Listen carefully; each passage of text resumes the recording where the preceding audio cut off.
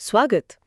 आज हम एक ऐसी किताब पर बात करने जा रहे हैं जिसने बिजनेस और मार्केटिंग की दुनिया पर दशकों से अपनी एक गहरी छाप छोड़ी है। हाँ, फिलिप कॉटलर की मार्केटिंग मैनेजमेंट। बिल्कुल क्लासिक है ये तो। हाँ, क्लासिक। हमारे पास ना इस किताब की एक काफी विस्तृत समीक्षा और सारांश है और आज हम उसी के आधार पर ये समझने की कोशिश करेंगे कि भाई ये किताब क्यों इतनी जरूरी मानी जाती है और ये हमें मार्केटिंग की दुनिया के बारे में क्या सिखा सकती है। सही बात है। कभी सोचा है कि कुछ कंपनियां हमारी जरूरतें मतलब हमसे भी पहले कैसे जान लेती हैं? हाँ, ये तो होता है। या फिर दुकानों में कोई खास चीज ठीक हमारी नजर के सामने या पहुंच में क्यों रखी होती है? ये सब मार्केटिंग रणनीतियों का हिस्सा है। और कहते हैं कि कॉटलर ने इनको समझने और समझाने में मतलब महारत हासिल की है। बिल्कुल, मार्केटिंग गुरु माने जाते हैं वो। तो चलिए आज इस किताब की परतों को खोलते हैं। बिल्कुल। और देखिए, ये जो फिलिप कॉटलर की मार्केटिंग मैनेजमेंट है ना, ये सिर्फ कोई अकादमिक या थ्योरी की किताब नहीं है। अच्छा। जैसा कि स्रोत भी इशारा करता है, ये व्यवहारिक ज्ञान का एक बहुत बड़ा खजाना है, आप कह सकते हैं। और इसकी सबसे बड़ी खूबी शायद यही है कि ये मार्केटिंग के जो मुश्किल लगने वाले सिद्धांत है ना, उनको रोजमर्रा की जिंदगी के उदाहरणों से जोड़ देती है। हाँ, ये तो बहुत जरूरी है। तो सब कुछ आसान लगने लगता है। ये सिर्फ क्या नहीं बताती, बल्कि क्यों और कैसे पर भी रोशनी डालती है। अच्छा। जिसे पढ़ने वाला मतलब सिद्धांतों को असल दुनिया के तजुर्बों से जोड़ पाता है। हाँ, ये बात तो स्रोत का लेखक भी कहता है। वो लिखता है कि पहली बार देखने में ये किताब काफी भारी भरकम लग सकती है, एक मोटी सी टेक्स्ट बुक जैसी। हाँ, है तो मोटी, है ना? लेकिन जैसे जैसे आप इसके पन्ने पलटते हैं, आपको एहसास होता है कि ये सिर्फ परिभाषाएं नहीं है इसमें, ये तो मार्केटिंग की दुनिया का एक जीता जागता एक डिटेल्ड नक्शा है। कॉटलर का जो अंदाज है ना, वो समझाने वाला है। हाँ, सिर्फ बताने वाला नहीं। सही। वो उदाहरण ऐसे देते हैं जिन्हें पढ़कर लगता है अरे हाँ, ये तो मैंने भी देखा है, या अच्छा तो इसके पीछे ये सोच थी। बिल्कुल, वो आहा मोमेंट आता है। हाँ, वही। ये पाठक को सिर्फ जानकारी नहीं देती बल्कि सोचने का एक नया नजरिया देती है। सही। और शायद इस किताब का सबसे ज्यादा चर्चित, सबसे बुनियादी हिस्सा है वो मार्केटिंग के 4 पीस का कॉन्सेप्ट। हाँ, वो तो फंडामेंटल है। फंडामेंटल। इन्हें अक्सर मार्केटिंग मिक्स कहा जाता है। सही। और ये किसी भी बिजनेस रणनीति के 4 बहुत अहम स्तंभ माने जाते हैं। बिल्कुल। पहला पी है प्रोडक्ट, उत्पाद। जैसा स्रोत में बताया गया है, ये सिर्फ कोई वस्तु या सेवा नहीं है। नहीं, उससे कहीं ज्यादा है। हाँ, ये कंपनी की पहचान है, उसकी कहानी है और ग्राहक को जो वादा किया जा रहा है उसका प्रतीक है। एप्पल का आईफोन इसका एक क्लासिक उदाहरण है। ये महज एक फोन नहीं है। नहीं। ये डिजाइन, इनोवेशन और एक खास लाइफस्टाइल का अनुभव भी बेचता है। ये बात दिलचस्प है कि प्रोडक्ट की परिभाषा कितनी विकसित हो गई है आज के दौर में। जैसा कि स्रोत के उदाहरणों से भी अंदाजा लगता है, प्रोडक्ट सिर्फ कोई भौतिक वस्तु नहीं रह गया है। सही। इसमें अनुभव जुड़ गया है, सेवा जुड़ गई है, डिजिटल इंटरफेस है और ब्रांड से जुड़ी पूरी कहानी शामिल है। एक मजबूत प्रोडक्ट वो है जो ग्राहक की किसी जरूरत या इच्छा को सिर्फ पूरा नहीं करता, बल्कि एक यादगार अनुभव भी देता है। बिल्कुल। अच्छा, दूसरा पी है प्राइस, कीमत। स्रोत इसे सिर्फ लागत या दाम के तौर पर नहीं देखता, नहीं, बल्कि वैल्यू यानी कि मूल्य के एक संकेत के रूप में देखता है। Perception of value. हाँ, जैसे स्रोत में रोलेक्स घड़ी का उदाहरण दिया है, उसकी ऊंची कीमत सिर्फ लागत की वजह से नहीं है। बिल्कुल नहीं। बल्कि वो उसकी दुर्लभता, उसकी प्रतिष्ठा और बेहतरीन कारीगरी का भी प्रतीक है। कीमत तय करना एक बहुत ही स्ट्रेटेजिक फैसला है जो ब्रांड की पूरी छवि पर असर डालता है। हाँ, और कीमत कभी अकेले तय नहीं होती। ये सीधे प्रोडक्ट की क्वालिटी से जुड़ी है, आपकी टारगेट कस्टमर कौन है उनसे जुड़ी है, और बाजार में आप अपने प्रोडक्ट को कहाँ देखते हैं मतलब पोजीशनिंग, उससे जुड़ी है। सही। एक प्रीमियम प्रोडक्ट की कीमत आप कम नहीं रख सकते, वरना उसकी वो प्रीमियम वाली इमेज खराब हो सकती है। हाँ, बिल्कुल। और वहीं एक रोजमर्रा के उत्पाद की कीमत बहुत ज्यादा नहीं हो सकती। हाँ। तो कीमत जो है वो उत्पाद की कहानी और ग्राहक की अपेक्षाओं के बीच एक संतुलन बनाने का काम करता है। हाँ, ये तो सही कहा। अच्छा, तीसरा पी है प्लेस, स्थान। हाँ, डिस्ट्रीब्यूशन। हाँ, यानी आपका उत्पाद ग्राहक तक कहाँ और कैसे पहुंचेगा।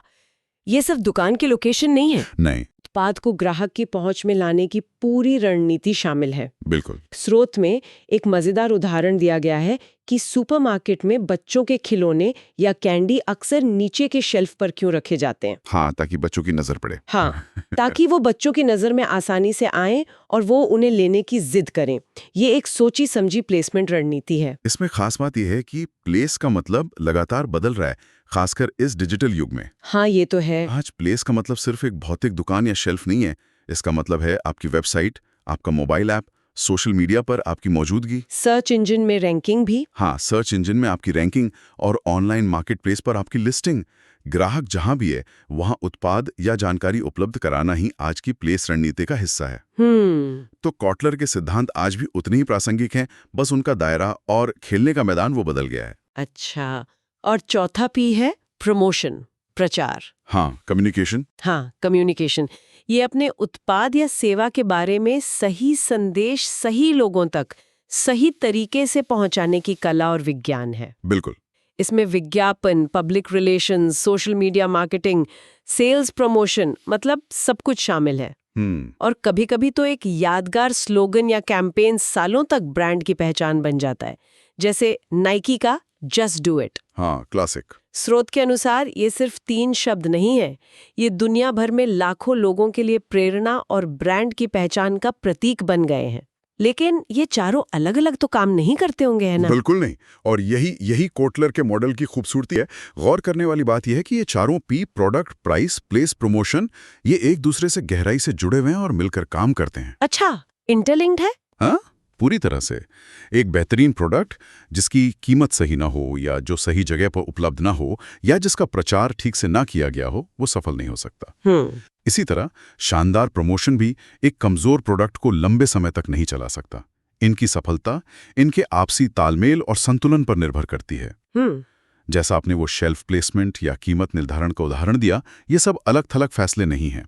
ये एक बड़ी एकीकृत रणनीति का हिस्सा है, जिसके पीछे उपभोक्ता व्यवहार और बाजार की गहरी समझ होती है। ये बात मुझे कॉटलर के उस व्यापक दृष्टिकोण की याद दिलाती है, जिसका जिक्र स्रोत में भी है कि मार्केटिंग सिर्फ उत्पाद बेचने का विज्ञान नहीं है, बल्कि ये इंसानों को समझने की कला है। उनकी ज़रूरतें, उनकी इच्छाएं, उनकी पसंद नापसंद, उनके डर, उनकी आकांक्षाएं, इन सब को समझना ही मार्केटिंग का आधार है। बिल्कुल, ह्यूमन साइकोलॉजी। हाँ, स्रोत में कुछ बुनियादी सवाल उठाए गए हैं जो इसी ओर इशारा करते हैं, जैसे कोई व्यक्ति कोक क्यों पीता है और दूसरा पेप्सी।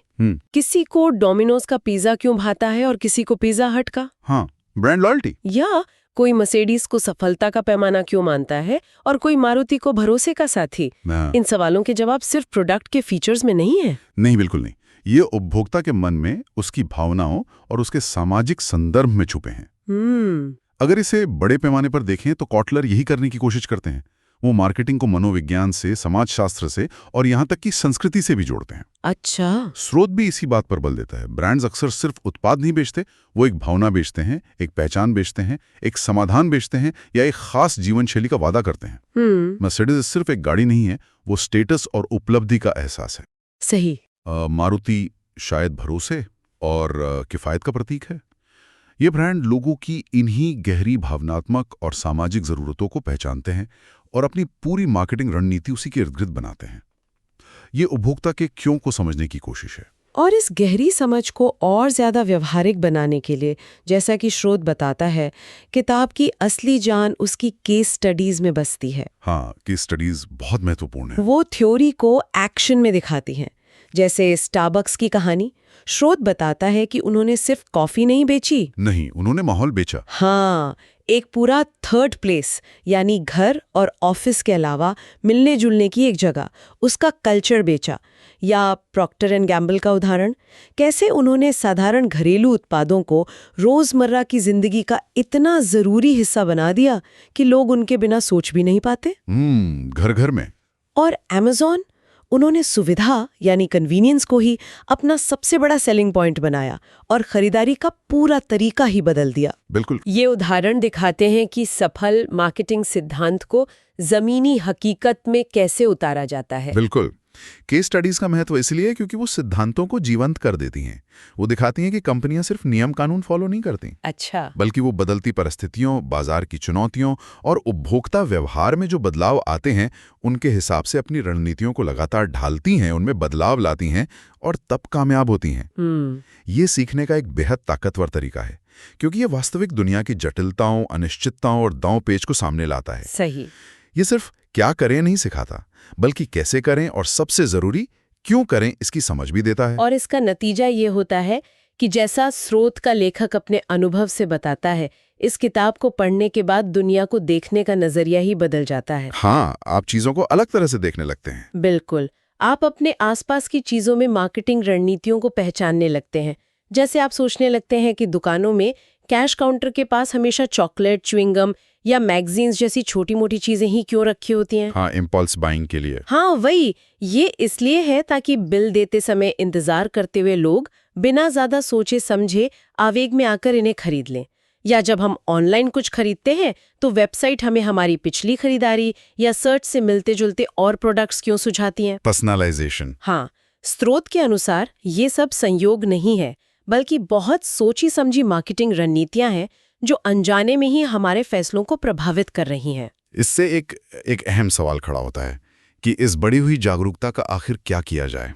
ये जो दुनिया को देखने का बदलावा नजरिया है, ये जो रोजमर्रा की चीजों में मार्केटिंग को पहचानने की क्षमता आ जाती है, यही कोटलर की किताब का एक बड़ा हासिल है। सही बात है। जब कोई व्यक्ति ये समझ जाता है कि कीमतें कैसे तय होती हैं, उत्पाद क्यों खास जगह पर रखे जाते हैं, विज्ञापन हमें कैसे लुभाते हैं, तो वो दो तरह से सशक्त होता है। अच्छा, कैसे? पहला, वो एक ज्यादा जागरूक और सूचित उपभोक्ता बनता है, जो सिर्फ प्रचार या लुभावने ऑफर से प्रभावित होकर नहीं, बल्कि सोच समझकर फैसले लेता है। ठीक है। और दूसरा, अगर वो व्यक्ति बिजनेस या मार्केटिंग के क्षेत्र में है तो वो एक बेहतर रणनीतिकार बन सकता है, जो उपभोक्ता को गहराई से समझकर नैतिक दायरे में रहते हुए ज्यादा प्रभावी ढंग से अपनी बात कह सके। तो सवाल ये है कि इस ज्ञान का रचनात्मक और जिम्मेदार इस्तेमाल कैसे किया जाए। ये एक महत्वपूर्ण सवाल है। अच्छा, स्रोत ने इस किताब को कुल मिलाकर 910 की रेटिंग दी है। काफी अच्छी रेटिंग। हाँ, बहुत अच्छी। ये माना गया है कि किताब थोड़ी विस्तृत है और शायद कुछ लोगों को भारी लग सकती है। मतलब इसे एक बार में पूरा पढ़ लेना शायद आसान ना हो। हाँ, समय लगता है इसमें। लेकिन ये भी कहा गया है कि जो लोग इसमें समय लगाते हैं, धैर्य रखते हैं, उनके लिए ये मार्केटिंग की दुनिया के दरवाजे खोल देती है। एक ऐसा नजरिया देती है जो पहले नहीं था। बिल्कुल। ये खासतौर पर बिजनेस या मैनेजमेंट के स्टूडेंट्स के लिए, नए उद्यमियों के लिए, मार्केटिंग प्रोफेशनल्स या ऐसे किसी भी व्यक्ति के लिए बहुत उपयोगी है जो सिर्फ ऊपरी तौर पर नहीं बल्कि मार्केटिंग की रणनीतिक गहराई को समझना चाहता है। और इसकी स्थायी प्रासंगिकता पर भी जोर देना जरूरी है, मुझे लगता है। हाँ, आज देखिए मार्केटिंग के तरीके कितनी तेजी से बदल रहे हैं। डिजिटल मार्केटिंग है, सोशल मीडिया है, इन्फ्लुएंसर मार्केटिंग, डेटा एनालिटिक्स, बहुत कुछ नया आ गया है। हाँ, रोज कुछ नया आता है। बिल्कुल। लेकिन कॉटलर द्वारा बताए गए जो मूल सिद्धांत हैं, जैसे उपभोक्ता को समझना, उसे वैल्यू देना, एक मजबूत ब्रांड बनाना और वो 4 P's, product, price, place, promotion, उनका सही मिश्रण तैयार करना, ये आज भी उतने ही, शायद पहले से भी ज्यादा प्रासंगिक हैं। अच्छा। ये किताब सिर्फ तात्कालिक ट्रेंड्स या तकनीकों के बारे में नहीं है। ये एक मार्केटिंग माइंडसेट, यानी मार्केटर की तरह सोचने का तरीका विकसित करने में मदद करती है। और ये सोच किसी भी दौर में किसी भी तकनीक के साथ काम आती है। तो इन सब बातों का निचोड़ क्या निकालें हम?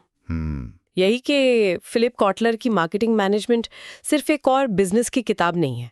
ये एक तरह से मार्केटिंग की दुनिया का संविधान मानी जा सकती है। हाँ, कह सकते हैं फाउंडेशनल टेक्स्ट है। हाँ, फाउंडेशनल टेक्स्ट जो हमें सिखाती है कि एक मार्केटर की तरह कैसे सोचा जाए। ये दिखाती है कि कैसे रणनीतिक सोच, उपभोक्ता की गहरी समझ और बाजार की नब्ज पर उंगली रखकर अवसरों का एक पूरा नया संसार रचा जा सकता है। बिल्कुल।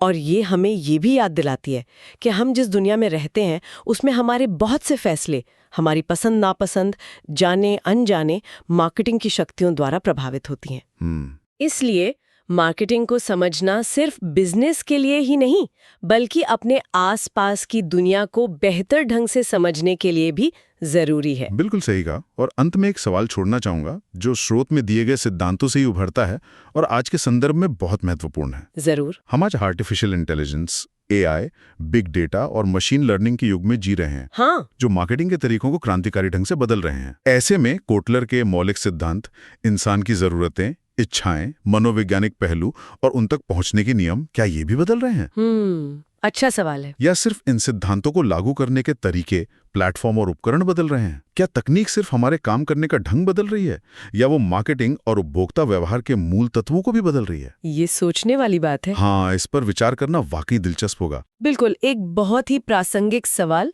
जिस पर वाकई सोचने की जरूरत है। इसी विचार के साथ आज की ये चर्चा यहीं समाप्त करते हैं। उम्मीद है फिलिप कोटलर की मार्केटिंग मैनेजमेंट की इस संक्षिप्त यात्रा से आपको कुछ नया और उपयोगी जानने को मिला होगा। उम्मीद तो यही है। हमारे साथ जुड़ने के लिए धन्यवाद। अगली बार फिर मिलेंगे एक नई जानकारी के साथ। धन्यवाद।